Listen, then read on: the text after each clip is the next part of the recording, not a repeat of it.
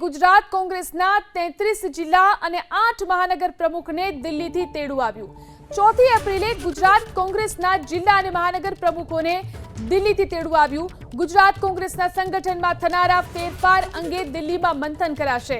કેન્દ્રીય નેતૃત્વ ગુજરાત કોંગ્રેસના જિલ્લા અને મહાનગરોના પ્રમુખ સાથે બેઠક કરશે। સત્તા વિકેન્દ્રીકરણ ઉપર આ બેઠકમાં નિર્ણય લેવામાં આવશે। તો જિલ્લા અને મનપાના પ્રમુખને સત્તાનો શું અને કેવી રીતે ઉપયોગ કરવો તે અંગે પણ માર્ગદર્શન અપાશે। 4 એપ્રિલે દિલ્હી પહોંચવા જિલ્લા અને મહાનગરના પ્રમુખોને હાઈકમાન્ડની સૂચના।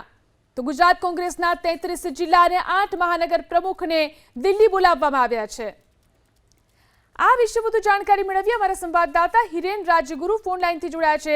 જી હિરેન, જે કોંગ્રેસના જે પ્રમુખો છે તેમને દિલ્હી બોલાવવામાં આવ્યા છે, ત્યારે આગળ શું રણનીતિ છે અને કયા પ્રકારનું માર્ગદર્શન આપવામાં આવશે?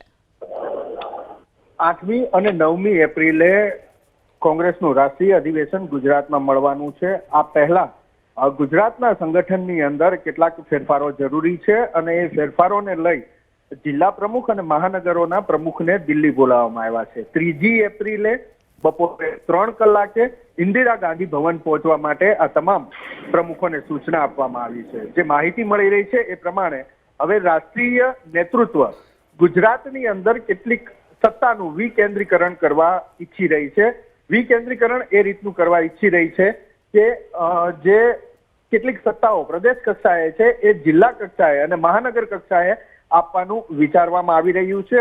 પરંતુ એ સત્તા જ્યારે એ લોકોને મળશે, જિલ્લા પ્રમુખને કે મહાનગર પ્રમુખને, તો એનો કેવી રીતે ઉપયોગ કરવો, કેટલો ઉપયોગ કરવો, શા માટે આ સત્તા તેમને આપવામાં આવી છે, આ તમામ બાબતોનું માર્ગદર્શન પણ આપવામાં આવશે અને એટલા માટે આ બેઠક બોલાવવામાં આવી છે। જોકે એવું નથી કે માત્ર ગુજરાતના જ જિલ્લા અને મહાનગરોના પ્રમુખોને બોલાવવામાં આવ્યા છે, પરંતુ દેશભરના તમામ 700 જેટલા જિલ્લા પ્રમુખો અને મહાનગરોને બોલાવવામાં આવ્યા છે। 27મી તારીખે એક બેઠક પૂરી થઈ ગઈ। આજે એક બેઠક છે 27મી તારીખે, 28મી તારીખે બીજી બેઠક છે અને ત્રીજી બેઠક 3જી માર્ચના રોજ છે, જેની અંદર ગુજરાતના આ નેતાઓને ત્યાં બોલાવવામાં આવ્યા છે। 3 વાગે બેઠક શરૂ થશે, જેની અંદર મલ્લિકાર્જુન ખડગે, કોંગ્રેસના રાષ્ટ્રીય પ્રમુખ, રાહુલ ગાંધી જે લોકસભામાં વિપક્ષના નેતા છે, કોંગ્રેસના નેતા છે, કેસી વેણુગોપાલ એ પણ ઉપસ્થિત રહેશે અને આ તમામ જિલ્લા અને મહાનગરોના પ્રમુખ સાથે વાતચીત કરશે, માર્ગદર્શન આપશે અને ત્યારબાદ ગુજરાતના સંગઠનની અંદર ફેરફાર થવાની શરૂઆત થશે। જી આભાર હિરેન, તમામ જાણકારી આપવા માટે।